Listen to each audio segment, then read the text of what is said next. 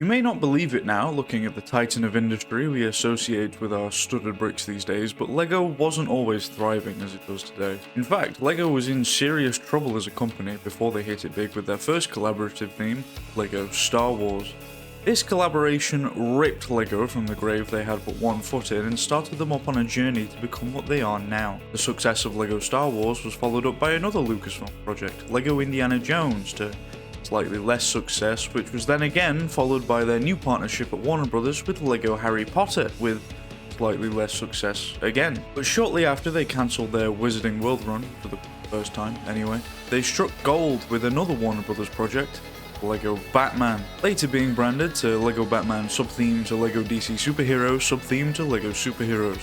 Rolls right off the tongue. After Warner Brothers acquired Traveller's Tales and solidified the connection between the LEGO company and the Batman license, a prodigy was born and many a movie, game and merch were to be made. Some you've definitely heard of and some I'd wager you haven't. So buckle up, grab a snack, this is going to be a long one.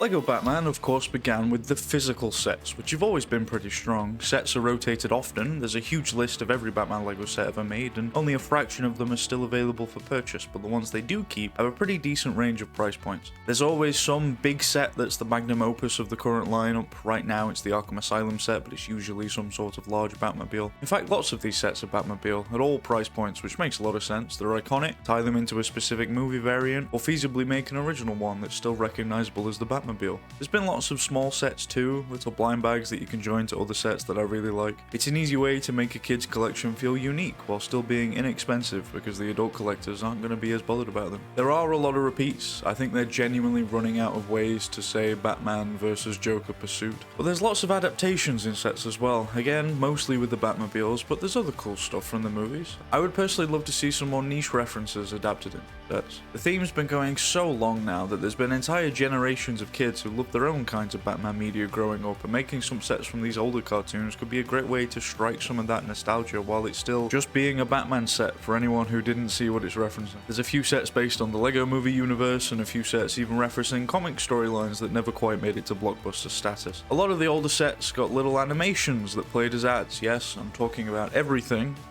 Gonna have to stay with me for a second here. They aren't anything crazy, obviously, but they give a little insight into the design of the set, and as far as ads go, they could be a fun watch. While we're on the topic of physical sets, I do have to mention minifigs. There's a lot of them. I'm gonna do a speed ranking because this video is gonna be long enough as it is. Ready? B, A, D. I'm confused. F, D, unless you're a fan of the movie. B again, but with brown boots. B, E, D, E again, B, E, E, E. Why is there no cape? E, maybe it was better with no cape. C, D, E. I kind of like the logo. E, they messed it up. E, E, why is the cape so short? E, why is the cape rubber? E, again, rubber cape. E, why does he look like he's about to touch me? C, E, D with a different headband. F, B, A, the printing's better, but I still don't like the rubber cape. S, B, C, A again. C, I'm going to put this in E just because the pictures are higher resolution. It's going to make this harder to edit. A, C, C, C, D, you're annoying me now. E, A, B, D, D, A, F, D, D, D, D, B type 1, B, A, D, F, still F. What is that? E. C, E. I'm going to put this in A just because I want to pretend it's from that time he beat Green Lantern with a glass of lemonade. E, A, but just because I think the mouth actually matches the short legs. E, you've ruined it. E, again. C, C, C, C, D. These are all so middle of the road. E, F, S. I've just seen it's worth nearly $3,000. It's going in F. E, F, S, B, F, D, D. In fact, no, it's got no cape. F, B, S. What on earth? B, S, B, S, E, F, F, E. What are these? These are all in F. Oh my god. This has brought it back. S, D, S, S, A, smash. What? Why? A, smash. A, B.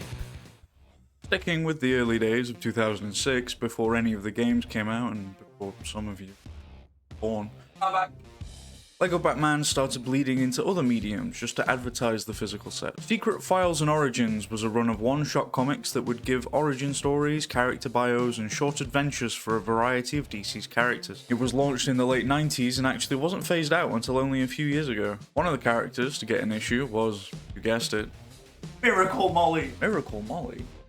Lego Batman. This issue is interesting because it has Nightwing as a main character, as well as what is apparently Tim Drake's Robin, which means chronologically, in universe, this is set way after the games they start making in a couple years. I can't actually find a copy online anywhere other than some general description, but if it's anything like the rest of the Secret Files and Origin series, it's probably nothing special. This same year, DC also released Lego Batman, Bricks, Bats, and Bad Guys, which are 3 shorts that were created just to promote the toy line. They're very nostalgic because they obviously have all the old models, there's no dialogue, but they're a fun time. These are the sorts of ads I didn't mind playing in between cartoons as a kid. It was a good way to go about it. Now that we've been talking about Lego Batman for what some would consider already too long, we've arrived in 2008.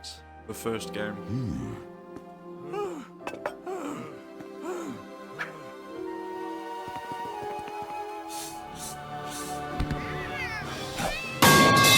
Lego Batman the video game is a classic for a reason. One of the older Lego games from TT, and you can definitely feel that in the gameplay, but equally that brings a lot of charm, both from nostalgia and also just from the gameplay loop. It's the classic TT formula of solving puzzles, fighting simple enemies, and finding various collectibles, but with a Batman and Robin coating on it. Take advantage of the dynamic duo's arsenal, swapping out your regular costumes for advanced suits that will get the job done. Once you've beaten a level, you can do it again, but come back later once you've unlocked some new tricks and you'll be able to reach previously unreachable areas and gather every collectible you couldn't on your first run through. The main gimmick here is the suits.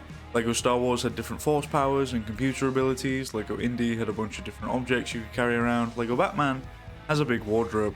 The franchise sticks to a formula of certain suits being able to interact with certain puzzles, whether that only be the tech suit can interface with computers, or only the demolition suit can break a specific type of brick you need to break. It's simple, but it works well, and they stack together and combine in different ways to make some interesting puzzles. I don't think anybody is surprised by this, but it's a good game. Having 2 main playable characters in this way is genius. One person can switch between the 2 and add more variety to the puzzles, or a second player can join and actually have something to do. The concept obviously wasn't just around for Lego Batman, it's existed in TT's previous games, but it's worth noting just how well it works. Putting a dynamic duo skin over this formula obviously led to a good game. It's since been overshadowed a little by improvements in the sequels, but the original stands on its own as being truly fantastic. Most of you probably have fond memories of this game if you decided to click on a video this long about Lego Batman, but I'd wager most of you played it on a console. Maybe the PSP at a push. I know a few of you smug little nerds will be sat there, but Aiden, the DS version is completely different, and you would be correct, but what if I told you there are actually 3 versions of the first Lego Batman game? Yeah, you sit there and try and remember what the other one is while I talk about the DS. This version was supposed to be a handheld version of the game until Sony proved that the PSP could handle the main game just fine, so this version became exclusive to the Nintendo DS. This version follows the same story as the console edition, but you can definitely tell it was developed alongside the console release and isn't just a port of it. The level design is actually quite different, which is interesting. They take the same concepts as the console version, but go about it slightly differently to tailor a better experience for the platform they're on. Batman and Robin share less abilities this time around, Batman being unable to tightrope walk and Robin being unable to grapple. This seems odd at first, but it's actually quite clever. See, while this version can be played multiplayer with the DS's download play, it's much less likely to be the case as with the console version, so this way, when you're playing on your own, you have much more reason to switch between the characters and not just blast through the level as Batman. When you beat the console edition, you get access to the villain levels, where you play through the same story but through the perspective of the villains. This is also present in the DS version, but it's much more integrated. For starters, you get access to the villain levels right after you beat the first main mission through Arkham Asylum, and even when you're playing the hero mode, you can much more easily see the influence of the villains that came before you. Both the hero and villain versions of the level are basically the same, with minor differences, but with interactable objects in different states. So as you're playing the hero side, you can see already solved puzzles that you're going to have to do later as the villains. The villains don't have suits the same as Batman and Robin, but they all have their own abilities that work the same as the suits, and this works well on account of there being so many more of them compared to the 2 heroes. The level design isn't as complicated as the console release. I don't know if this is a hardware limitation or if it was intentionally made more simple, but the levels play more like a Rube Goldberg machine of interacting with one thing that unlocks something else to interact with that unlocks something else, so you get the point. With the first game not being super ambitious in the first place, there's less disparity between the versions, so while the DS certainly makes for a different experience, it doesn't inherently make for a worse one. Sometimes things have to be scaled back, but they do it in smart ways. For instance, instead of just compressing the cutscenes to all hell like some of the other handheld ports did, this version turns them into comics and tells you the story through that, which is really cool. I actually prefer the hub world in this version as well. It has all the same stuff as the console release, trophy room, suits, red bricks, but this version has a Wayne Manor area, which is just there for a bit of fun and stud farming, and the aforementioned Arkham Asylum. Arkham is where you access the villain story mode, but it also has a life of its own. The music is genuinely horrifying with added sound effects and a little bit of that crunchiness from the compression.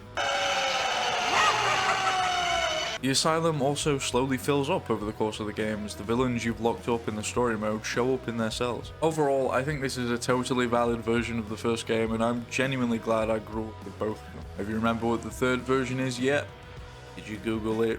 Lego Batman the mobile game. That's right, Lego Batman the video game mobile, later rebranded to just Lego Batman the mobile game, was a mobile tie-in to the console and handheld releases. It was originally released in 2008 alongside the main game, went defunct, and then re-released in 2011 by Gameloft under the new title, and is now, once again, defunct. It was a 2D platformer game with basic fighting mechanics. It's more akin to the old Game Boy Batman games than it is any of the Lego titles, aside from the character models, of course. By watching gameplay, I genuinely cannot tell if it even really has a story, let alone if it's supposed to correlate with the main game. As far as the mobile games in 2008 are concerned, I'm sure this was a decent bit of fun. Now though, not knocking my socks off, what about you? Socks are still on. The release of these first games were a big deal for Lego Batman, and everybody wanted a slice. Both McDonald's and even the people behind Prima Guides were all in. McDonald's used to actually have decent toys, which is something you might not know if you were born after 2010. The Lego Batman toys spanned a few stylized minifigure designs with comically large gadgets to avoid choking on anything other than the absurd amount of lettuce being given out on the Big Macs. Some of them even came in a couple pieces you could build. I would have been more than happy with these as a child. Prima Guide, on the other hand. Prima Guides are how people look stuff up for games before the internet was as widely used. Although apparently the company survived until 2019, which is news to me. The first Lego Batman game was one of the lucky many to receive a printed guide. The best part about it though is that a lot of it is just wrong. The book misses out several of the Citizen in Peril locations, it misses some of the characters' listed abilities, misses some of the vehicles entirely, and a lot of the henchman pictures are incorrect. 2019! This company survived. While we're talking about books though, I'll bring up the Lego Batman sticker collection. You see, it's a collection of stickers. Moving on. After the theme was rebranded to Lego DC SuperHeroes, it started to receive a lot more in the way of kids books, but none of the ones I could find were really worth talking about. But yes, there are lots of activity books and little comics based on the theme more than the games. There's very little to say about any of them, so I'm not going to, but I don't want to see any comments talking about some random book from 15 years ago. I've seen them. I'm aware of them, they're not interesting. But in the spirit of talking about everything Lego Batman, let's talk about DC Nation. During the premiere of Green Lantern the animated series, Cartoon Network ran a DC Nation event with various animated bits used in the preview, one of which was Lego Batman. I can't find any specific clip that was shown, but from what I can tell, they may have literally just played one of the cutscenes from Lego Batman 2, which was released around the same time. Speaking of, the year is 2012. The world unfortunately didn't end. Gangnam Style was fighting in the music charts alongside Call Me Maybe, and Lego Batman 2 hit the shelves. The only thing left for Joker? A swift return to Arkham Asylum, along with the title Goon of the Year. No. This is where things get really good. I imagine for a lot of people, this is the definitive Lego Batman game. It takes the core concepts of the first game that I already talked about and just expands on them tenfold. More characters, more suits, more vehicles, and most importantly, an open world Gotham. This open world is packed to the brim with things to do and collect. Every mini kit is actually drivable, every gold brick has a puzzle, every character has special powers, and there are lots of cool picks for characters and boss fight. Could be biased because I played this one probably the most as a kid and actually in multiplayer, because by the time this one rolled around my younger brothers were sentient enough to hold a controller, but I do genuinely feel like this game just does it the best. You could make the argument that this is more of a Lego Justice League game than a Lego Batman game, but the story's still very focused on Batman and Robin, and I don't think it quite teeters over that edge just yet. I genuinely found myself having to force myself to move on to the next game so I could get this video out, because the verge to 100% this thing is very strong. It does still have some of that early-ish LEGO game jank that came with the bigger environments. I can definitely see myself getting soft-locked in this game, and some of the fights are literally impossible to do without taking damage because of how long it takes things to build. But overall, this game is incredible. The sequel didn't get its own dedicated mobile version. I know, I'm still not over it, but it did get a DS port, which actually made its way onto mobile with one of the screens taken off. LEGO Batman 2 is significantly more ambitious than the first titles. The handheld version is going to struggle to pull off all the same tricks the first did to give it so much charm. The first thing you may notice is the cutscenes. They didn't get replaced with those neat little comics this time, they just compressed the hell out of them and let them play in their entirety. I think you can just about make out what's going on. You squint a little. This time, the two dev teams were clearly talking to each other a lot more than with the first game, but not enough. The levels are much closer to having the same layout, but there's certain changes where the DS wouldn't be able to handle it. The Two-Face fight with all the NPCs, for instance, being replaced with a Penguin fight with much less going on. There's a lot less going on in general, actually. The use of suits is much more limited, the first level only having a single suit change, just to remind you that they still exist. The main game only has 4 suits each for Batman and Robin, but they're used all the time. The S version is not only missing a couple of those suits, but they're not used very often. This version is also completely missing the open world element, and extra unlockables are just done through finding mini kits and stud purchases like the first game. There is also a 3DS version, but as far as I can tell it's exactly the same. Just the cutscenes are ever so slightly less compressed. With this being a DS port, there are obviously touchscreen integrations, but they aren't mandatory, so I'll give them credit for that. The animation variety also clearly has a lot of love put into it. The animations overall are obviously slightly lower quality given what we're dealing with here, but there's way more of them, especially for the combat. There's loads of these fun little finisher moves, and when you beat the last enemy in a group, there's even a slow down ultimate finisher, which is something I honestly never expected to see in a LEGO game. This version isn't quite similar enough to the console release to be as good as the console release, but it's also not quite different enough from the console release to have its own charm to it. The only reason I can see anybody playing this version is the sheer inability to play the console version, which isn't necessarily true for the first game. This game also got turned into a movie to test the waters of straight-to-TV LEGO movies. This is all of the cutscenes, plus some original animated segments to replace the gameplay. The new animations are clearly done by a different team. You can tell they're not made in the same engine and are just animated as normal. For kids, who this is aimed at,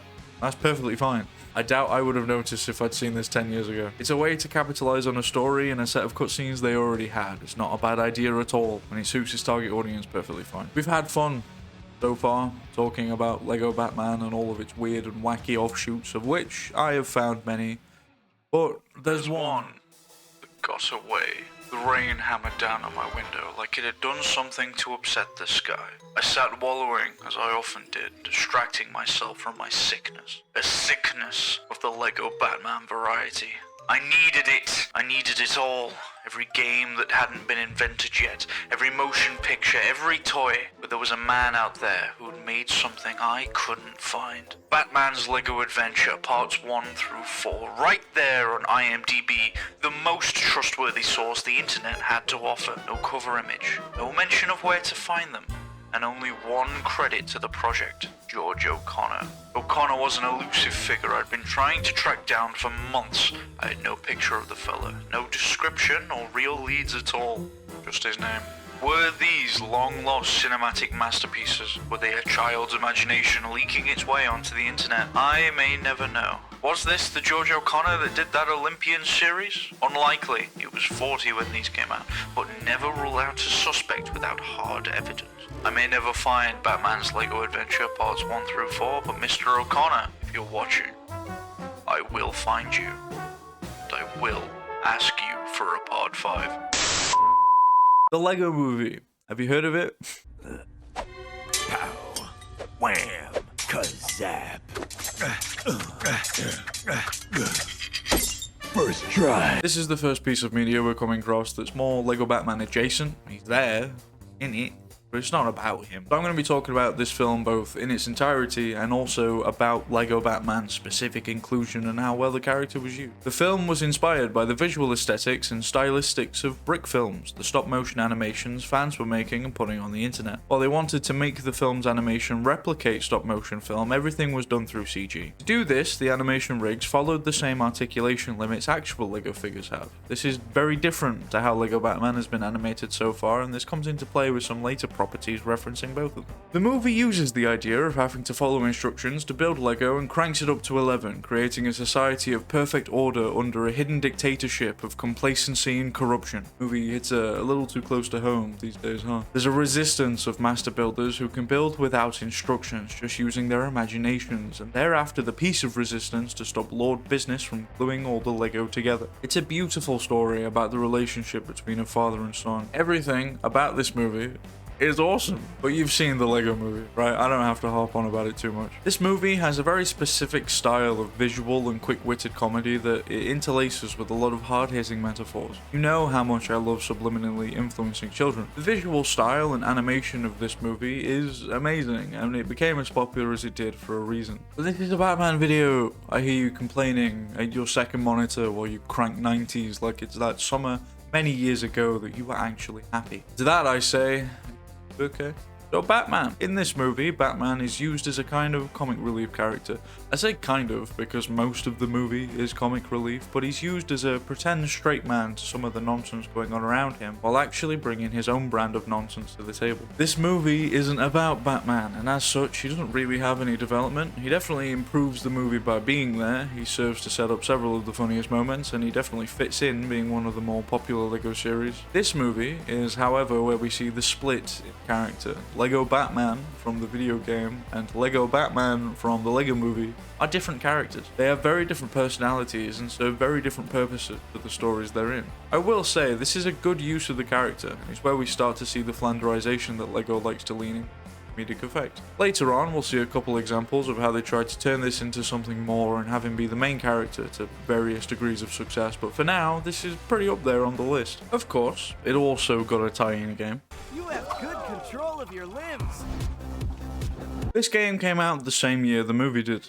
Obviously, but if you'd have asked me, I wouldn't have known. When I recorded myself playing the first few levels, I did it in 720p in a stretched 4:3 aspect ratio because there were no video settings on the main menu and I didn't find them until I was 3 missions in. For the actual game though, it has all the pieces you would need to make a good Lego game, but there's something a little off. It's like if you asked a different team to look at the usual Lego games and make one themselves with different tools. Basically exactly what happened. The animations are a bit lacking, the collision in game feels like you're fighting the characters to get them to move, and the levels lack a lot of the charm you would come to expect from a Lego game. There are still different characters with different abilities and the like, but not as many, and a lot of the mechanics are a bit clunky. The missions often cut away to little building minigames that were cute for all of 3 seconds, and I find myself playing each mission mostly as whatever character can master build, occasionally swapping for the 2 things a level the devs threw in for player 2. Missions are also even more linear than a normal Lego game, which is saying a lot. Some of these sections are literally on rails, which we have seen before with the vehicle missions in previous Lego Batman games, but these try to give you autonomy by letting you control the character running around on these very specific predetermined platforms, and it just doesn't really work. There is an open world though.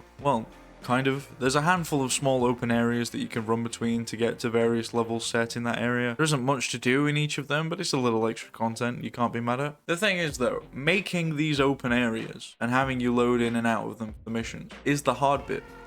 Adding the extra content into those is easy, and that's the bit they didn't do. The cutscenes are pulled straight from the movie, which makes sense, but it is a little bit jarring when they switch between a scene from the movie and then an in-game cutscene trying to explain how some of the mechanics work. This is a Batman video. Again, I know, I'm sorry. What's he like in this game? So as we established, Lego Batman from the games and Lego Batman from the movies are different characters. If you were to pit both of them against each other after what I've seen from this game, movie Lego Batman would get his belfry kicked in. It makes sense. If you were to put the Lego Batman we know into this game, he would be busted. So all this guy can do is throw batarangs, master build, and pull on grapple points. That's it. All he does here. In fact, he's only relevant for half a mission until they introduce the Unikitty rainbow mechanics, and then he's cast to the side, used only occasionally to pull on some rope. In terms of the game, this makes perfect sense. He's barely in the movie they're adapting. But in terms of this video and my specific love for Lego Batman, this is an outrage, and it will not be forgiven. It may be forgotten, but not until I've played the 3DS version. This game is terrible in a way that I absolutely love. It's a bit janky. The things you're doing don't really make any sense thematically unless you happen to have just played the console version like I had, and it's of course compressed to all hell. I say that originally is a bad thing, and then I think back to the first Lego Batman DS port, and other than the cool comic idea that game had to avoid compression, everything else still applies. And I love that game. This is not a game I think anybody would really enjoy now without nostalgia, but give this to its target audience and they're going to have a blast. The characters are fun, the controls are easy to understand, it's actually slightly redesigned to fit this top-down camera, and I think that goes even further to simplify this for the audience they're trying to reach. It uses some touchscreen gimmicks for all the minigames, which kinda sucks, but this is peak material to be that one random DS game everybody loved as a kid. You've all got one. Well, the results are in, ladies and germs, and the tests have been passed. That weird cutscene movie of Lego Batman 2 did alright, and the Lego movie was a huge success. Time to make an original Lego Batman movie. No, not that one. Heavens no, we're still 3 years off that one. That would make this video way too easy now, wouldn't it? 2 slices of bread on an evil sandwich. And the bologna in the center of that sandwich is me.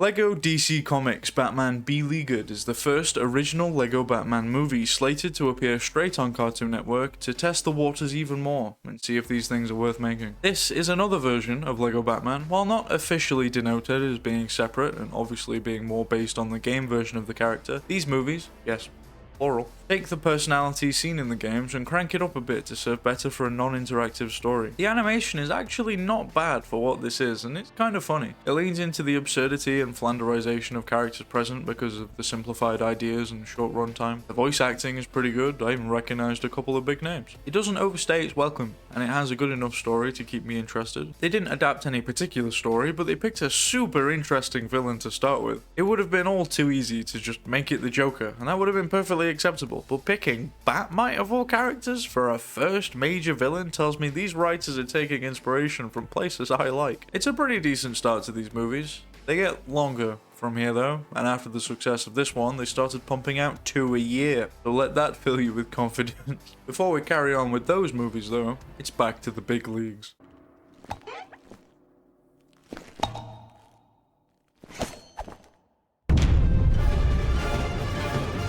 I remember not liking Lego Batman 3 as much as the first 2 when I was younger, but that might have just been bias because I was a bit older when it released and I didn't have the same time with it as I did its predecessors. So because I played the least of it as a kid, I decided I'd play the most of it for this video. At least until I got dragged down the Lego Dimensions rabbit hole, but talk about that later. The first few missions are actually peak Lego Batman. There's a level of polish here present in the small quality of life changes that just aren't in the first 2 games. The biggest difference you'll notice here is how suits are handled. Gone are the swap pads of eras past. Now, we have the suit wheel. You'd expect this to break the flow of the game, being able to switch to any suit at any time. It's unheard of, but it actually helps improve the mission structure in my opinion. Being able to switch to any suit doesn't actually break anything, because the puzzles still require you to have a certain one. It's not like you can skip stuff by choosing the wrong one. The suit wheels actually allow a lot more variety in the puzzles. You're switching between suits constantly, because you can. If they were to have this level of variety in the puzzles in the previous games, then all the levels would be littered in swap pads and it would get very messy. Plenty of switching between characters too, which keep things fresh and improves the multiplayer experience. You still have to unlock each suit, so progression isn't altered. The suits themselves have a few tweaks to them to accommodate the changes in the base characters. They actually seem to have taken some inspiration from the DS version of Lego Batman 2, because Robin can do acrobatics in his base form and Batman can glide in his. This means no more need for specific gliding suit or acrobatic suit. Once again, we mourn the loss of the ball suit. Is what I would be saying before I found out that one of the suits is just specifically now ball suit. Peak gaming. This does mean that they kind of ran out of ideas to fill the suit roster though now, because they have double the amount of suits for each character. One of them is literally just a torch. Side note, this Robin is actually stated to be Tim Drake, even though he's the exact same model as the Robin in Lego Batman 2, which is Dick Grayson. Seemingly different from the Dick Grayson in Lego Batman 1. I stand by, Lego Batman 2 should be Tim Drake, and that one mission where they show the citizen personas of him being Dick Grayson is a mistake. I know there's way more arguments about that on the internet that there should be, but don't step to me. You have any idea how much Lego Batman I've consumed in the last 2 months? There's still more characters this time around, just like Lego Batman 2, and they're handled the same way. Each one has a different combination of powers that allows them to interact with different puzzles, just like the various suits of Batman and Robin. In fact, some of them even get a suit wheel of their own. Problem comes from, as you go further into the game, it becomes less of a Lego Batman game. The second game was teetering on the edge of just being a LEGO Justice League, but they pulled it back. This game does not. This is a LEGO Green Lantern game that they named LEGO Batman 3 so people would buy it. Not necessarily a bad thing, and I do enjoy the game a lot more than I did as a kid. I think I was just salty, but it's difficult to rate this as a LEGO Batman game because it's only really half of one. The game opens up a bit towards the end of the story where you actually get a choice. You need to get the power of all the lantern colors, but unless you do them in any order. During these missions, the League is split into two, meaning half the time you're not even playing as Batman or Robin, and the other half of the time you're playing as them in disguises without any of their suits. This means there's like a solid 5 missions where it just isn't LEGO Batman at all. The open world isn't exploring Gotham this time around, it's exploring the Lantern planets featured in the story and a few other main locations. This means there's more to do than there was in even LEGO Batman 2, but all of it is decidedly less Batman orientated. Playing the main story only actually unlocks you a handful of characters and the bulk of completion is scattered across the planets. You can also explore the Batcave, which is the most expansive one yet, and once you beat the main story, there's actually even a bonus level you can find themed around the 60s Adam West show. This level alone could have easily been DLC with how much love has been poured into it, but it's part of the base game, which is really cool. Speaking of DLC though, we have the Man of Steel pack, Batman 75th Anniversary pack, the Dark Knight pack, the Arrow pack, the Squad pack, and the Bizarro pack, each coming with a dedicated mission and a few characters and skins. I decided to play the more Batman-centric ones and the Squad pack because it piqued my interest. The 75th Anniversary pack is a very short, self-contained level with Harley and the Joker destroying Batman's 75th Anniversary party. Really nothing special. This being DLC is a bit concerning after comparing it to the classic Batman level that came with the base game at no additional cost. The Dark Knight pack had me worried in the first half when you're just playing as the Joker blowing up some trucks for a bit. Luckily, it moves on and actually lets you play as Batman. The saving grace of this pack is the Michael Caine impersonator narrating the whole thing with lots of jokes nodding to the movies and being a little bit meta. Oh, Bruce. You were only supposed to blow the Lego doors off. Still quite short. You can get these DLCs for pretty cheap, which is good because I wouldn't say they're worth much so far. The Bizarro pack is an interesting pick. Bizarro is there, I suppose. The novelty of the whole thing wears off even quicker than the time it takes to beat the level, which is impressive because it's not even 5 minutes long. The Squad pack is an even stranger pick for a DLC pack. You'll notice I'll be calling it The Squad and not giving it its full name because that's what it's called in the game, considering this is a kids game and obviously can't do the concept justice. The characters chosen are good. They pick some of the more popular squad members from over the years, but as is the case with all of these DLC packs, they're narrated by a single character, and no one else speaks or interacts in any way. Which makes sense for the budget they're hitting on these DLCs, but it definitely brings the experience down from its potential. Overall, I would say the DLCs are a half decent bit of fun. If you're really into the game and you want to extend it a little bit, they're probably worth it. But if you don't happen to pick them up, I wouldn't worry about it. Once again, there is a 3DS port of this game, and like LEGO Batman 2, it was also shoved onto mobile without the second screen. This version of the game is unfortunately much more similar to the port of the second game than it is to the original. There are way fewer differences between the structure of the actual levels, but the entire thing is just compressed to hell. The only way I can really describe this is crunchy. The levels themselves are turned into chapters, which are then split into levels. This doesn't really make a difference from an optimization standpoint. All this really means is that instead of loading into a new area and activating a checkpoint, you now have to wait for the menu to load, and then just also wait for the next section of the level to load. Once again, it's fine for what it is. If you have a 3DS, I'm sure you can have some fun with it. But if you're looking for a LEGO Batman experience, I would play the console version. This is thankfully the last of these games to get a 3DS port, because after this we moved on to the Switch, which can actually run games. While the LEGO Batman fans of the world were busy playing LEGO Batman 3, Warner Brothers were busy cooking. Ed started pumping out more of these straight to TV and DVD movies, the next one being Justice League versus Bizarro League. Maybe next time, instead of using children to stop supervillains, feel free to call on your friends in the League. I keep my friends close and my enemies closer. I hope not much closer than this. Hey. So this is where it becomes clear that these movies are going to stay connected. We lead off with Batman having just joined the Justice League to keep tabs on Superman at the end of the first movie. This one is all about the Bizarro creatures, opposite doubles created by Lex Luthor's duplicating ray. The League makes their way out into space to help Bizarro and his new League save both planets from Darkseid. Bizarro is a concept often adapted into children's media. It's easy to understand, fun to play with, plenty marketable, but it makes perfect sense to be here. This movie isn't winning any awards anytime soon, it's not exactly peak cinema, but as far as children's movies go, it's pretty solid. It doesn't get boring, there's always something going on at least, and it teaches a good lesson about not excluding others just because they're different. Superman learning this when he realizes how upset Bizarro was being sent away to a planet all on his own. Duh. This one even has a final scene teeing up the next movie, so it's safe to say they must have been successful. Poor friend.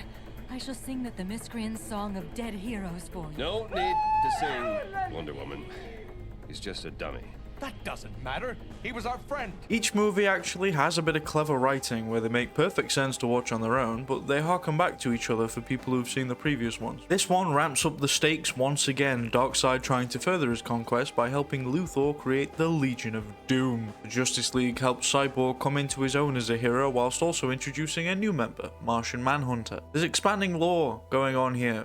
Much more than is necessary for some straight-to-DVD kids movies anyway. This movie also has a couple of really cool scenes. There's one where the Legion of Doom is auditioning for members and Deathstroke gets an action sequence that's the coolest he's been handled since Arkham Origins, and Wonder Woman gets a scene with Cyborg showing her inspirational character that was genuinely better than anything any adaptation has done with her character for years. Kal-El, no! These movies are growing on me. They're definitely not as much of a slog as I expected them to be. There's some pretty decent jokes in here and the animation is good quality. They aren't super Batman focused, but they never claim to be, and they do a good job of handling a larger cast of characters. But before we get into the next one, it's time.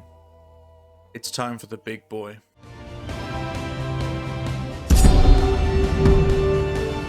Now, I've already covered this game and how I handled its Doctor Who content in this video, but for those of you who haven't seen it, here are the basics. LEGO Dimensions was LEGO's answer to the Toys to Life craze and why my desk has looked like this for the past few months. And I know this sounds crazy, but the game features none other than LEGO Batman. Couldn't believe it either. Now, LEGO Dimensions Story Mode stars Gandalf, Wildstyle from the LEGO Movie, and LEGO Batman. But not LEGO Batman from the movies. LEGO Batman from the toys, like the games. They're not the same character for some reason, but we can't think too hard about that now. I'm going to try to explain this simply, so bear with me. But there are essentially 3 Batman portions of this game. The main story, kind of. The additional LEGO Batman movie story pack, which is essentially its own little game with a handful of levels.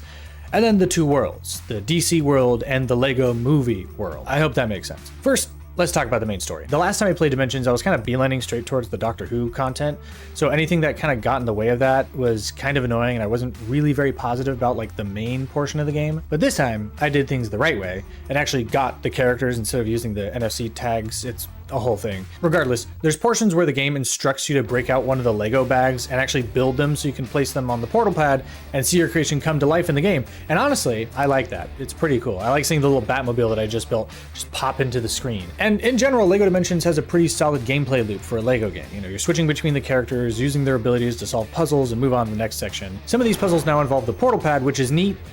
Really annoying if it's sitting far away from you, but very convenient when it's right on your desk. Vehicles now also play a role in the level design as they can be summoned at any time and upgraded with studs as you progress. And boy, do I love destroying the environment for those sweet, sweet studs, baby. Now there are 7 spots on the portal pad, which means that you can summon up to 7 characters or vehicles at any time. And if you buy any of the fancy DLC packs, this can make you a little too OP. The early levels have some puzzles involving the Batmobile, all of which can be solved or just completely ignored by using the Batwing that comes with the LEGO Batman movie DLC, but we'll come back to that later. In fact, you can straight up skip half the Chen fight by using the Batwing or any flying vehicle, which makes me wonder how the speedruns for this game are. Like, they gotta be nuts, right? Now, there's no free play in this game. Instead, you gotta use the extra non-main characters to get certain collectibles and solve certain puzzles. You'll only ever need the main characters to actually beat the game, which is nice.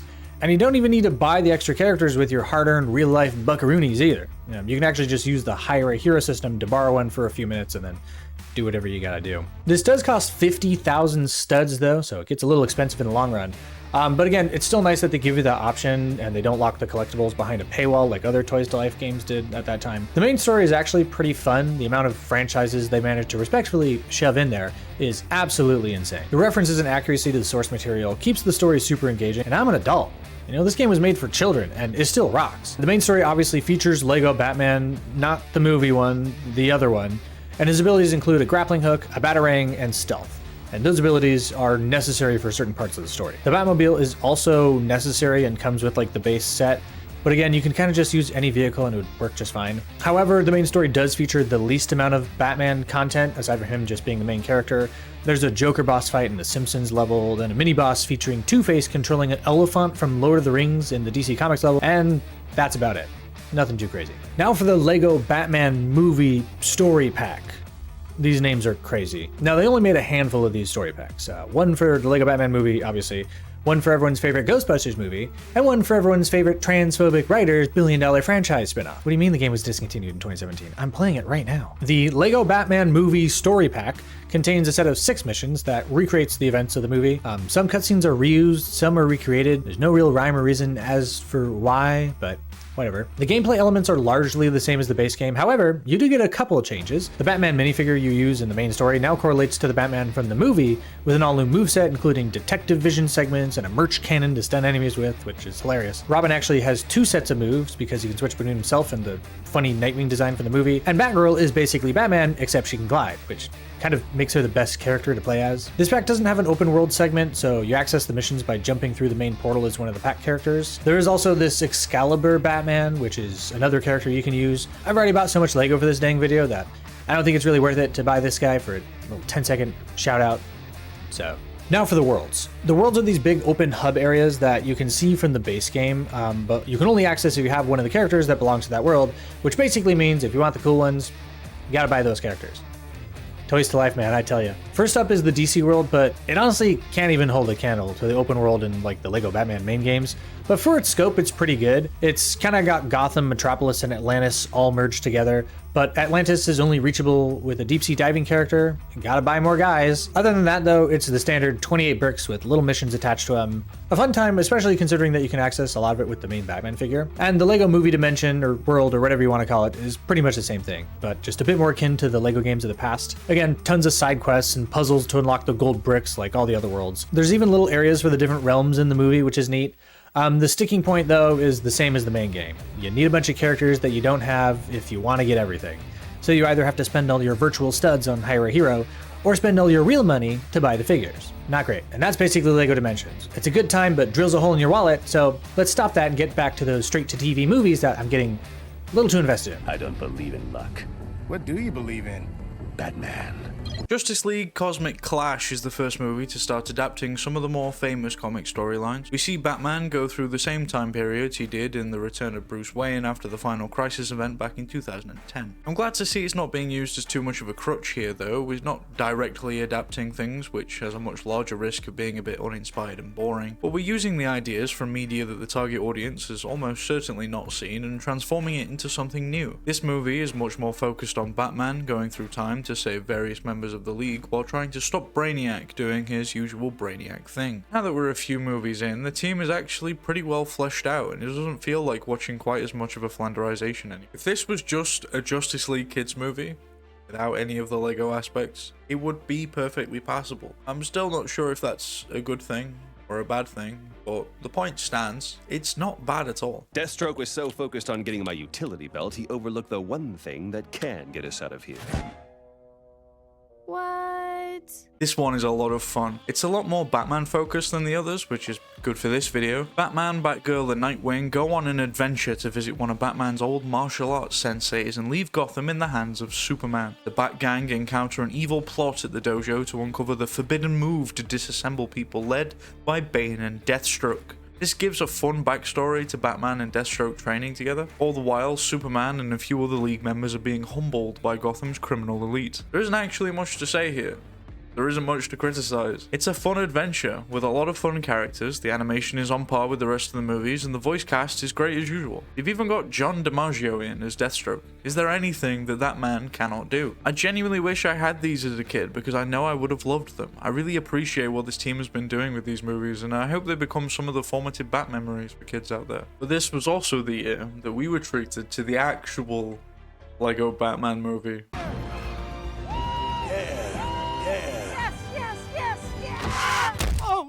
Oh my goodness. this. I am so sorry.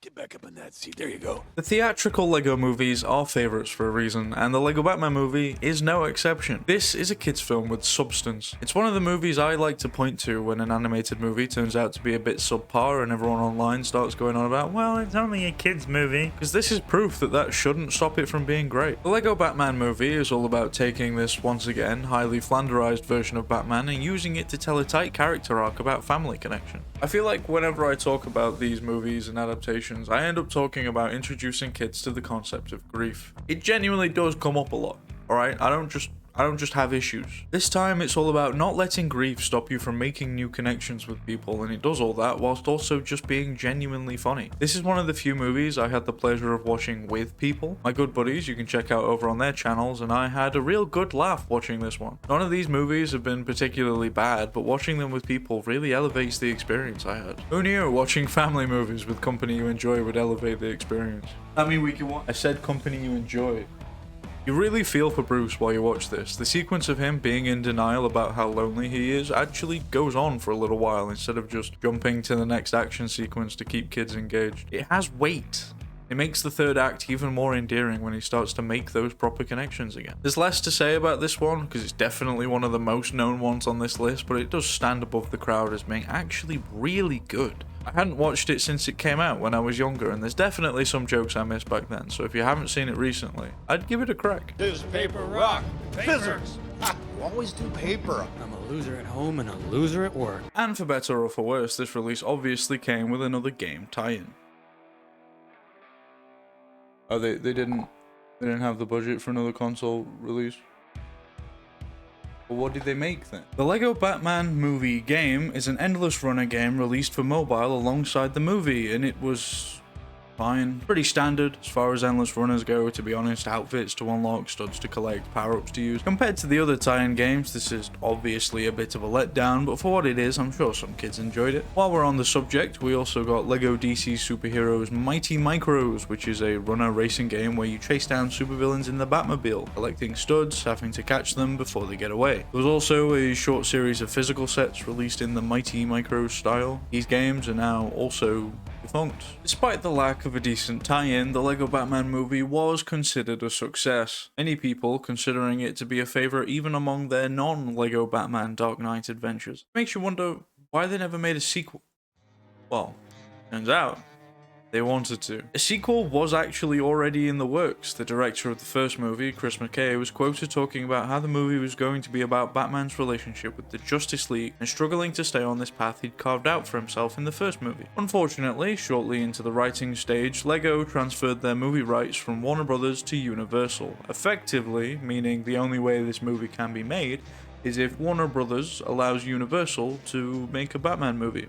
So never say never, but I wouldn't hold your breath. Now that our little blocky bat fellow is done on the silver screen, it's time to return to our straight-to-DVD movies with... The nerve of that clown! He's tromping all over the jewel of the Metropolis skyline! And he's jaywalking. Let's take him down.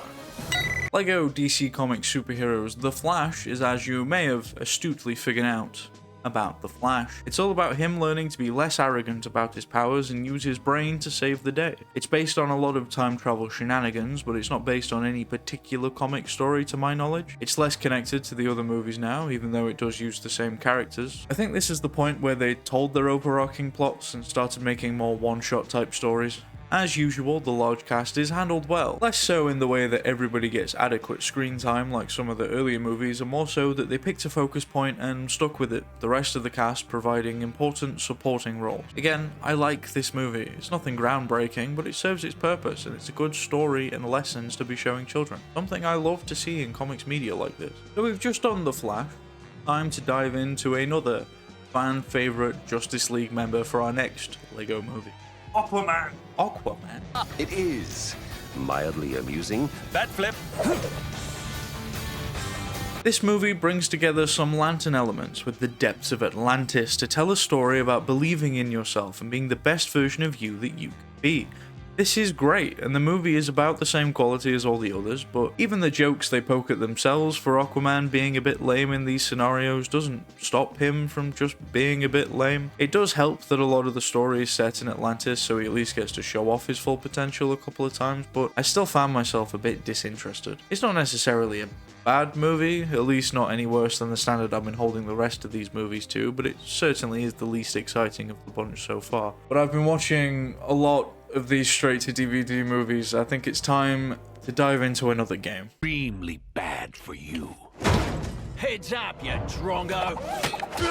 LEGO DC SuperVillains is genuinely the peak of the series in a lot of regards. Its main downfall in terms of ranking it for this specific video is that it isn't actually about Batman, but aside from that small detail, it has a good mission structure with interesting location. It leans into the characters having different powers side of things rather than suits, and it does it well with such a huge character roster. There's an open world with several different locations, all full of Easter eggs and collectibles and NPCs that have a lot of funny dialogue about some pretty niche references sometimes. This game takes the core structure of a LEGO Batman game, combines it with a really cool map and set of things to do, and then spins it with a new gimmick: custom characters. I know, alright. LEGO games have had custom characters since the beginning of time, but not to this degree. This game allows you to customize things in a level of detail that is frankly unnecessary, and I love it. It does this because the custom character is the main character. In most LEGO Batman games, you can play a lot of the game just as one or two characters anyway, occasionally switching it out for someone with a unique power. This game allows you to do that by making your own character whatever you want it to be, and then also makes them super OP.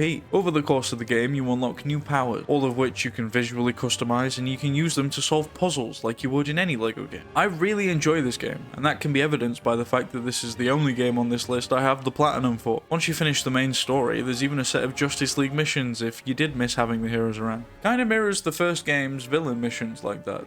Comes full circle. The game has to lose points in this Batman video because it's not a Batman game. Batman's in it, but as we've seen, Batman's in a lot of things. I think this game is the pinnacle of the formula for this specific style of LEGO game, and it's the reason I'm not upset that they're seemingly abandoning this formula going forward, because they've already given us the best of it. If you liked any element from any LEGO Batman game, it's probably here. From the overworld boss fights to the lots of powers for different puzzles. I will say it's not very geared towards multiplayer. Because you can do whatever you want with your own character, they have to give you other characters in each mission that could feasibly finish the mission without any of your non-mandatory powers. So there's still stuff for player 2 to do, but it definitely wouldn't have the same effect. If you're looking for a best LEGO Batman game pre-Legacy of the Dark Knight, because it's not out yet, I would say you can't really go wrong with any of the main titles. 2 is probably where it develops the formula enough without losing too much focus on Batman and Robin. And if you're just in it for a gameplay loop and don't care about playing as the dynamic duo too much,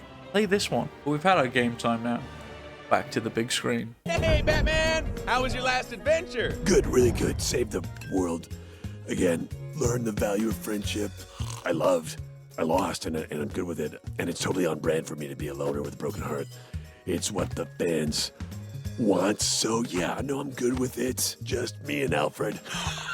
The LEGO Movie 2 is, once again, pretty great. I wouldn't say it quite manages to capture the same magic as the first one, just because it's so difficult to do that with a sequel after you've already seen all of the best ideas put to screen. Batman himself actually has a slightly bigger role in this movie, being the one front and center to the mind-washing. He is, for the most part, the same character as the first movie, with the occasional sprinkle of heavier dialogue to remind you that this is supposed to be set after the LEGO Batman movie and him having all that character development. The LEGO movies thrive on flanderization, and that lends itself well to episodic adventures and one-off movies, but it makes it difficult to make an impactful sequel. It's like when you're playing the sequel to a game and they have to make up some excuse as to why you can't do all the stuff you'd unlocked by the end of the first one. It just resets all this character development. I do like this movie, genuinely I do, but I am glad they never made any more. I have a feeling that the impact of them would continue to have diminishing returns. When I was originally looking into the game tie-in for the LEGO Movie 2, the consensus I saw online was that it wasn't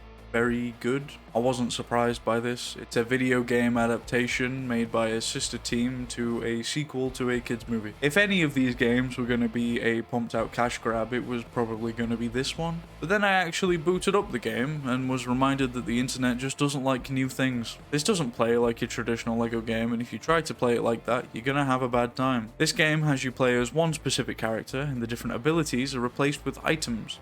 The most important item you have is the build page.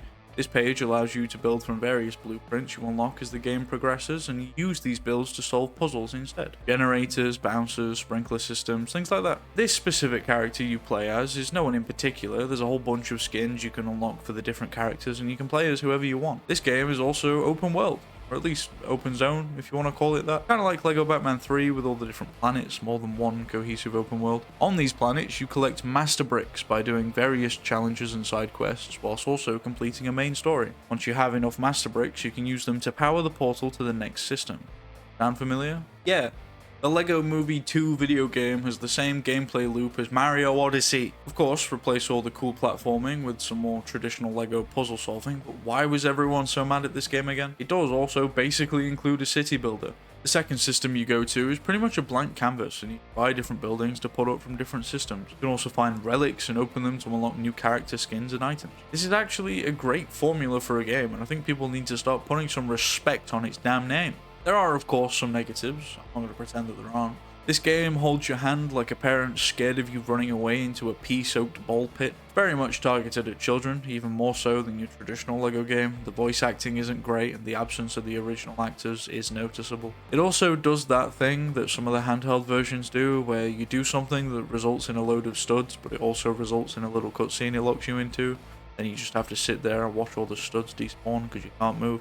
A nitpick, I know. But overall, I like this game. The worlds are pretty decently designed, there's a vehicle system for getting around, there's plenty to do in each world, and the story is well integrated into it. It doesn't kick you in and out from missions to open world, they're pretty well intertwined actually. I would say give this one a chance if you're a fan and you were put off by the mixed reviews. As far as LEGO Batman's involvement in the game, he's one of the skins. You have a nuclear reactor in the building? It's safe and clean energy, chum.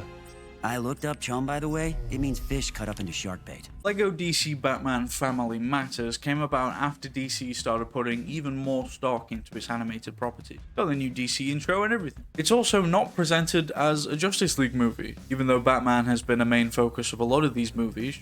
On the more popular side, this is actually the first of these straight-to-TV movies since the very first one to actually call itself LEGO Batman. In that vein, this movie really leans into the comic inspirations and combines a couple of famous books from Batman's past to represent the ideas to a younger audience. The first main one being Under the Red Hood. This is a really interesting choice because by itself the comic is inherently not really for kids. It deals with death, grief, and can be quite brutal at times, so translating that into a LEGO movie has me skeptical. I must say though, this team has once again impressed me because it went about as well as I think it could have. Jason still has his charisma, poses a serious threat to the Bat family. They give everyone a decent amount of screen time with him to bounce off of and really bring him up to the role, with this being his first appearance in the universe. They also make the good decision to not overcrowd the Bat family too much. They opted to just not include Tim, Duke, Cass, or Steph, or Jaro. Maybe that's to the film's detriment. Managed to still have an emotional moment between Jason and Bruce by reusing Dick's falling out, instead of actually adapting him being brutally murdered by the Joker. Not exactly comic accurate, if you care about that, but it works well in this scenario. It does kind of harken back to Jason's pre-retcon origin, being a rip-off of Dick in the first. Batman has some character growth here, and stops being so overprotective to Damian. Bruce finally learns to trust Damian. Again, if we get a season 2 of this, and anyone even mutters the word trust, I'm turning it up. Sorry. Serious deja vu. Anyway, they needed an actual villain now that Jason is working with the family. This is where they bring in their second big comic inspiration with Brother Eye and the OMAC droids. Not exactly how it goes down in the comics, but it works perfectly fine, and it gives more substance to the rest of the movie.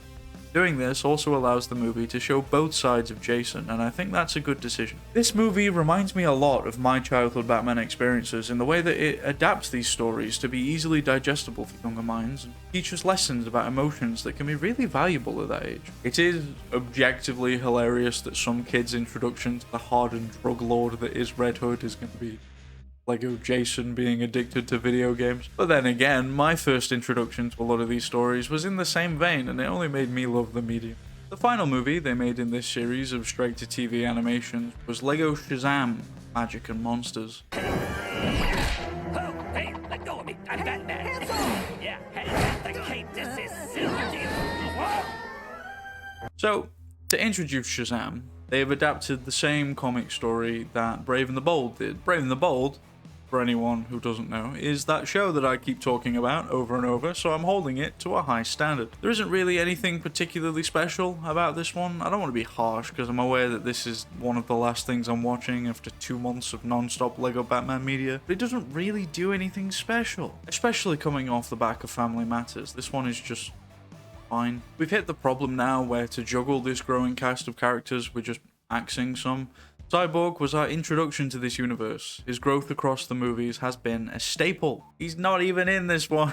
There's a sweet moment between Bruce and Billy bonding over being orphans, which is nice, and there's nothing inherently wrong with this movie. It's a perfectly fine kids film, which some of these are, but some of these have had a second layer to them I've really enjoyed dissecting, and that isn't present here. It's a disappointing end to this saga. The last thing in this Lego Batman extravaganza is all the shorts that they make that they usually just put up on YouTube. There isn't a good chronological place to put these because they're still making them. The most recent one was literally just last year. Some of them are little stories, while others are little animated versions of iconic moments from across the Bat mythos. Either way, they put them out for free, and I'd much rather kids be watching these than some of the other stuff you can find on that app. There'll be links to all of the free stuff that you can watch in the description, and I highly recommend you check out some of the other projects I've talked about today. Legacy of the Dark Knight will be releasing very soon, which is why I've done all this, if that wasn't clear. You can probably watch me play it over on Twitch, and if you wait a little while, there might even be a video about it as well, so I can truly call myself